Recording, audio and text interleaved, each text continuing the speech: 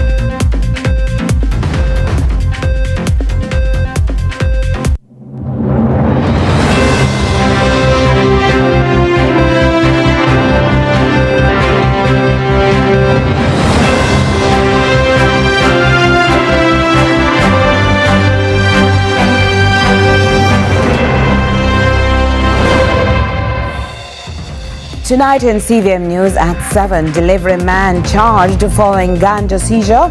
New MP Isaac Buchanan promises constituent support and legal reform.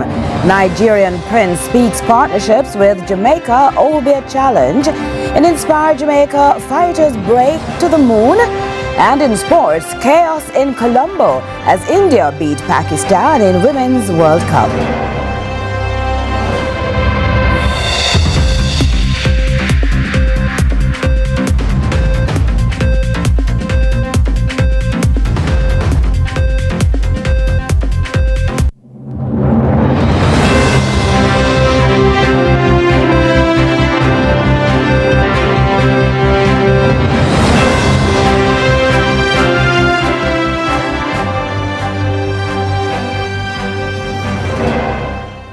From Kingston, Jamaica, this is CVM News at 7 for Sunday, October 5, 2025. I'm Caroline Brown. Thanks so much for joining us. St. Thomas delivery driver has been charged with 6 breaches of the Dangerous Drugs Act following the seizure of over 1,500 pounds of compressed ganja in the parish last week. Now, the seizure was made by members of the Firearms and Narcotics Investigation Division, FNID, supported by the St. Thomas Police.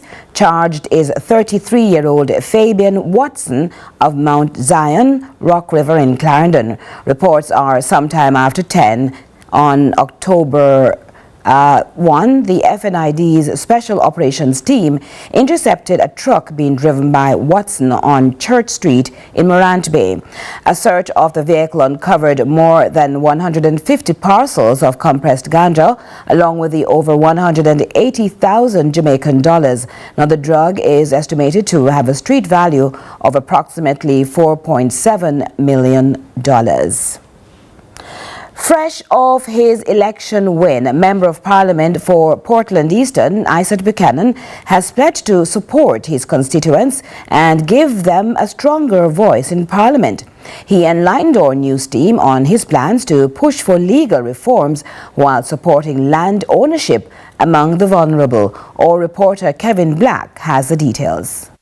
In the first 100 days, I should be able to report to the people exactly where the funds are and what is happening in Portland Eastern. In the year 2024, People's National Party (PNP) General Secretary Dr. Dayton Campbell urged Attorney at Law Isaac Buchanan to consider representational politics as a worthwhile endeavor to impact his country. Fast forward a year later and he has dethroned his political opponent, gaining power over the coveted Portland Eastern constituency in the general elections.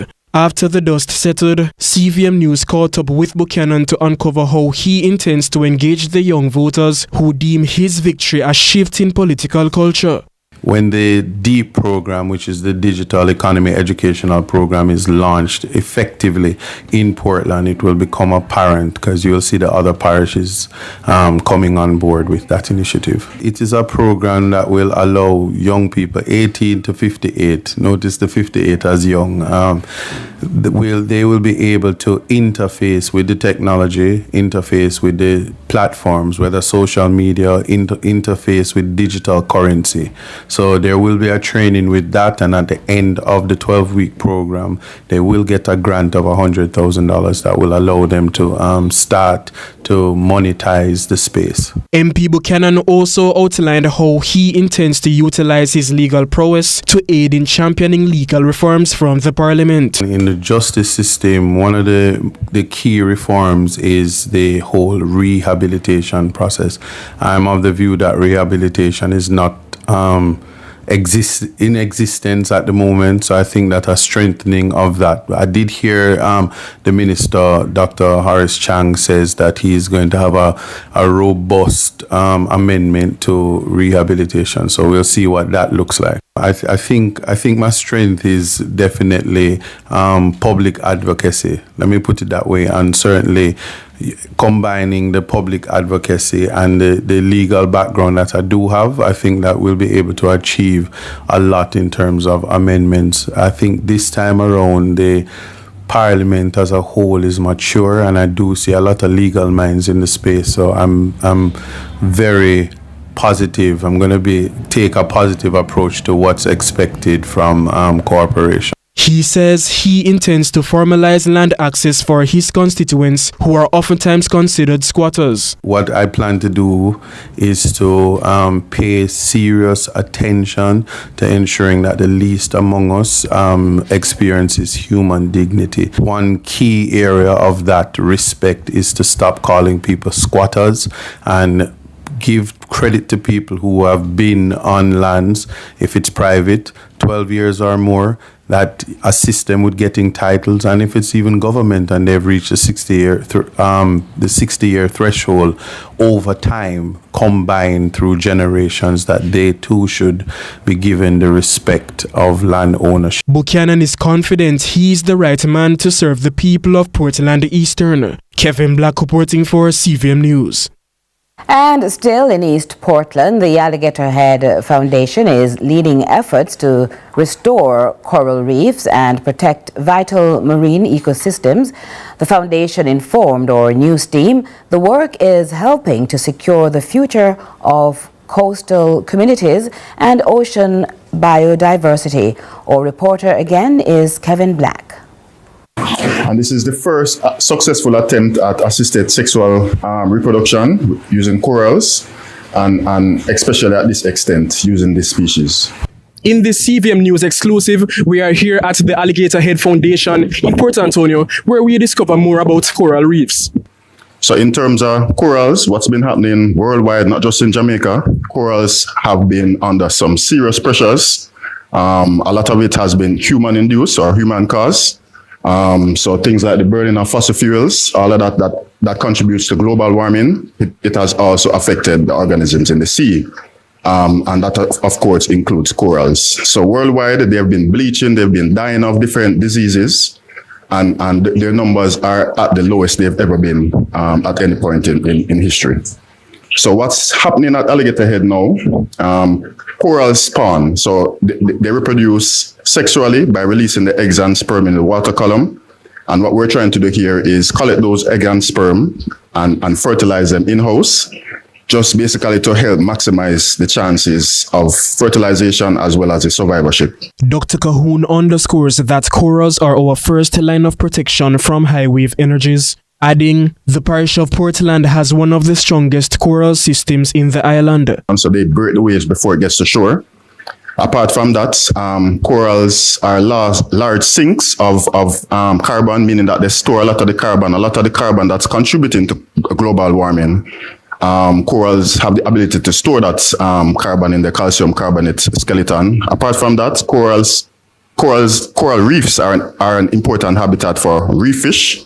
Many of the fish that we eat today spend some part of the life cycle in the coral. Portland is an important area because of this kind of resilience. We hypothesize that by restoring areas that is so resilient, the benefits would spill over to other areas. Stay tuned for part 2 of this report as we explore more about coral reefs in Port Antonio, Portland. I am Kevin Black reporting for CVM News. The Jamaica Urban Transit Company, the JUTC, launched its new rural express routes, offering rural communities a comfortable and convenient way to travel across the island. The service now connects Kingston to Ocho Rios, Montego Bay, Negril, Mandeville and Maypen, with Port Antonio to be added soon. Carla Ramdeen has the details.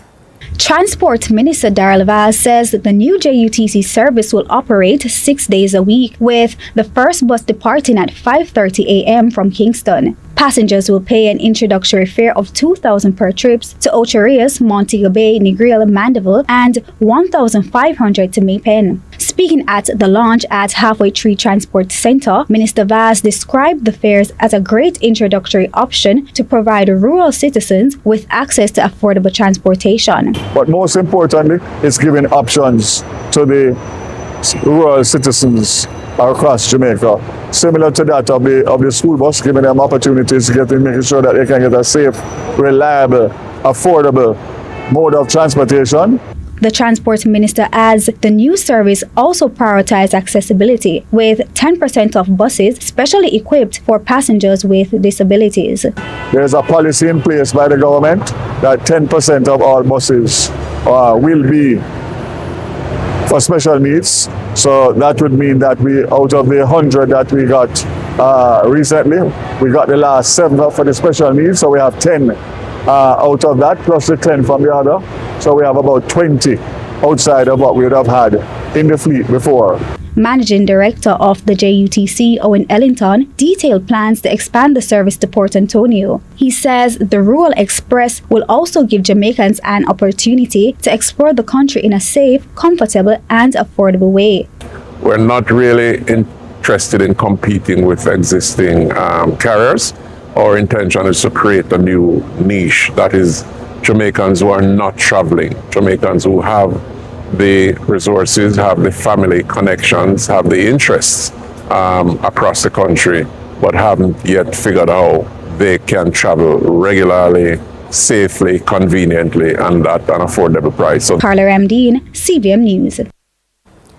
The late Dawn Patricia Brown, otherwise known as Rosie, who was a prominent member of her community, is still being mourned by her family, friends and party leaders who came out to pay their last respects. Here's more from Crystal Williams.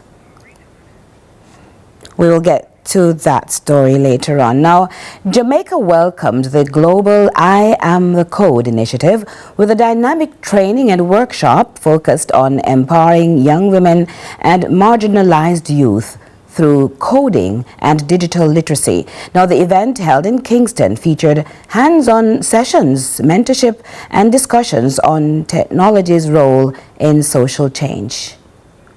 Education Minister says Jamaica must do more to lead the way in the vicinity of artificial intelligence and tech if we are to remain potent in a rapidly changing world. How do we ensure that our children, our young people, are not left behind in the digital economy? How do we prepare our young women and our young men who are often underrepresented in tech to become tech leaders? How do we build a Jamaican workforce that is leading the global digital shift? And as a people, we don't want to play catch up. We can't play catch up because we'll always be behind. We have to leapfrog. We have to figure out how we're going to lead the way. Critical questions in 2025 where she notes students in grade 4 are being tasked with thinking deeper and being brighter to survive this evolving society. This as she shared results from the recent assessment in which she said numeracy has seen a 67% mastery while literacy has seen 70%. The minister notes some students appeared challenged but most of them were doing well, paving the way for new learning involving skills like coding. Initiatives like this that can help us to get to everyone is central. And I'll tell you how this links in to what we're doing. Our focus is on literacy and numeracy, because you have to start at the base. You have to start at the base. But we're adding on to literacy and numeracy, digital literacy too, because that's key. With AI, with the way the world is changing, if you're not digitally literate, you really do not have a bright future. And so we have to ensure that whatever we're doing from very early, that we don't perpetuate that digital divide. The coding initiatives are now being emphasized in classrooms as Jamaica explores innovation and academic growth with tech. I need to teach them to read. I need to teach them to be numerate. And I need to teach them how to code. That's a part of our strategy this year. It's obviously a multi-year strategy. It's very big thinking, but we have to be big. We have to think big if we're going to get to where we need to get. We've rolled out internet in our schools. Because I've said to the team that at the Ministry of Education, we are open to using our schools for this. I Am the Code is endorsed by the United Nations and backed by global partners including Microsoft, MasterCard Foundation and the World Economic Forum, and has already impacted over 320,000 lives worldwide. Jamaica will be home to the first partnership in the Caribbean region with an intensive 12-week bootcamp covering digital, AI and leadership skills offered free of cost to participants. The initiative is geared towards post-secondary youth who are economically disadvantaged. Kevin Black reporting for CVM News. And a young influential voice out of Nigeria with a larger-than-life feature, or made that statue, is among the many standouts aiming to build bridges between Africa and the Caribbean. Now, this Pan-African and global youth ambassador foresees a cultural partnership with the region, starting with Jamaica. Here's more from Nika Lewis. Meet a real-life prince from Nigeria who, despite his love for fashion and the arts, stands strongly on his view that global Africa must reunite for greatness in a world he thinks is pushing to remove our Africanness. Bakari Mubarak was named one of Africa's most influential people under 40 and stands tall in the fashion industry. That I was put on this earth to be one of the greatest forces on the planet that would drive a global African renaissance. And I know for sure that that's a vision that is larger than life, and I cannot do it all by myself. I've always believed, as a staunch Pan-African advocate, I've always believed that it's all right for us as people of African descent to be scattered around the world, but it's very unacceptable for us to be disconnected.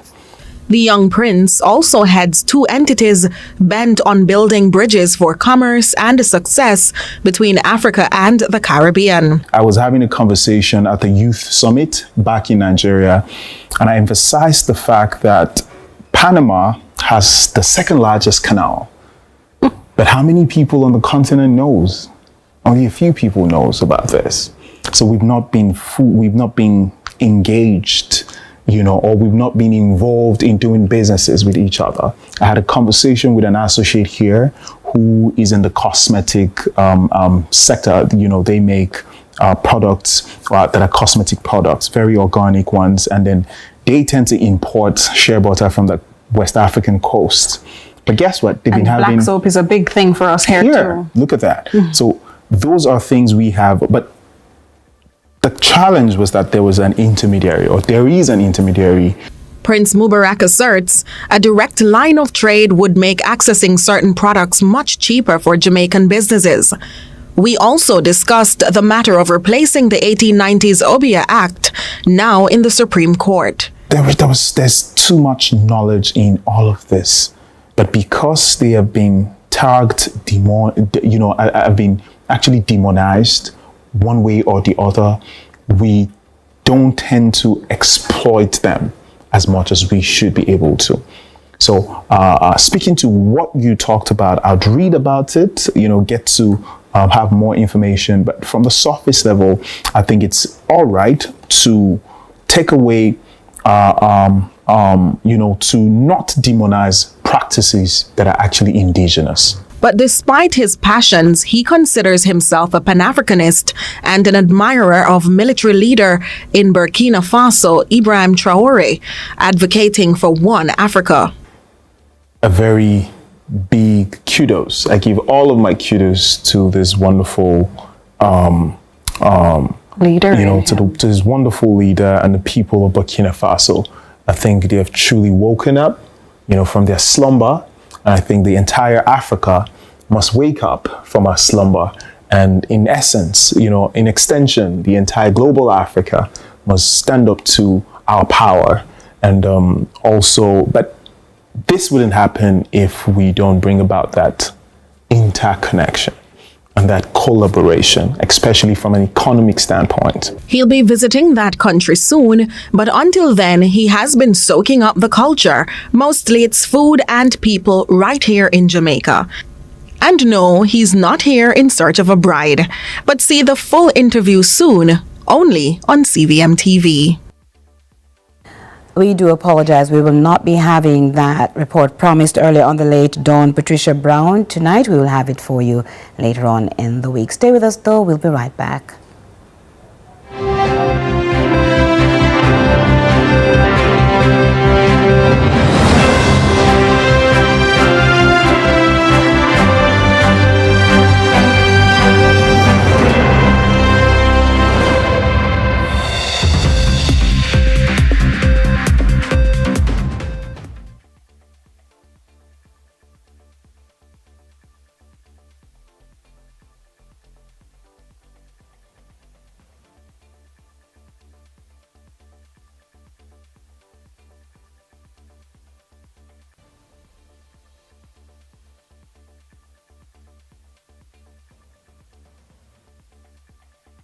Welcome to Deposit Insurance in a Minute. JDIC Need to replace or amend your exam certificate? The Overseas Examinations Commission can help. The local service charges $3,960 Jamaican dollars. Apply using our new service portal, OEC Online. With OEC Online, you can pay for our services from anywhere, right at your fingertips. Locate us at 6 Manhattan Road, Kingston 5, or 18 Queens Drive, Montego Bay, or call 876-618-3721, or visit our website at overseasexams.org.jm. The OEC, your trusted partner for certificate services. Welcome to Deposit Insurance in a Minute. JDIC provides deposit insurance to each depositor based on their ownership category, up to $1.2 million at each bank and building society. So what that mean now? What it means is deposits in each bank are insured separately, up to $1.2 million, and deposits in different ownership categories, such as individual accounts, business accounts, joint accounts, and trust and nominee accounts, are also insured separately in each bank. So wait, if me open my account in a two different bank, the two of them cover $1.2 million each? That is it. Even if you plan for open two different categories of accounts, like one individual and one business account in the same bank, JDIC insures them separately under the deposit insurance scheme. That's how deposit insurance works. JDIC, protecting deposits for you and me.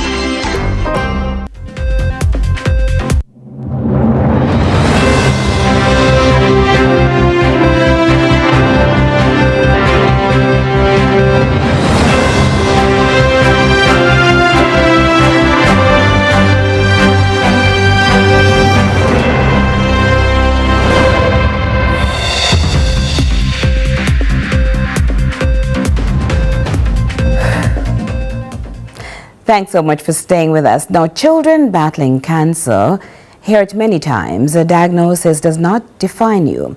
So imagine the thrill of turning those painful memories into play as a tourist on a short vacation in your own homeland. This is part one of a different experience of a lifetime. Please note, Inspire Jamaica made the decision not to show the face of our minor.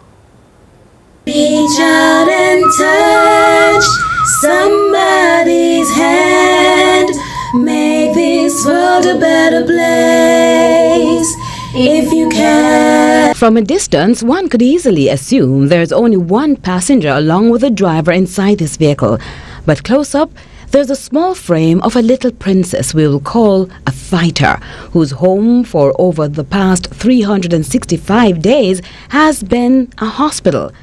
But today, she's on a day out of the capital, Kingston, with a nurse heading to the resort town of Outaris, midway Jamaica's paradise in the parish of St. Anne, referred to as the Garden Parish. Along the route, at a high point, looking down, a glimpse of what awaits. Finally, the destination. Hello, welcome to Moon Palace, Jamaica. I'm Security Agent Rashid. How may I assist? Well, how can she assist? You've got two special people here today. Hey. Moon Palace, Jamaica is an all-inclusive beachfront property which welcomes children and has been reserving special spaces for children battling, recovering from, and surviving cancer during September, Childhood Cancer Awareness Month. The 10-year-old Moon Palace Jamaica Foundation is very instrumental in this getaway for the children and their families, following in the footsteps of its parent company's vision in Mexico, which goes back to 2024. Natalie Borland heads the Moon Palace Jamaica Foundation. For this weekend, we're doing 17 families. So, nice music, nice vibes, and persons wouldn't even realize that it's okay to celebrate our children. She's a fighter. A fighter and a survivor. She is really fighting this and she's doing a great job at it. And we just want to take this time out to remind her that cancer it doesn't mean it's a death sentence. Life still goes on. And we just want to remind her that even though she has this condition, it doesn't mean she's out of everything. She's still into business and she can have fun, good vibes, good people, good food, because she's really looking forward to that part. Because she has been in the hospital for like over a year. Yeah, she's been there, so she was really excited today. She ran through the hospital doors and she's like, I'm going on a trip. and when she was told she was going to a hotel, what was she saying? She was like, a hotel? I want to go in the pool and I want a lot of food, and she was excited. She was really excited and we love that.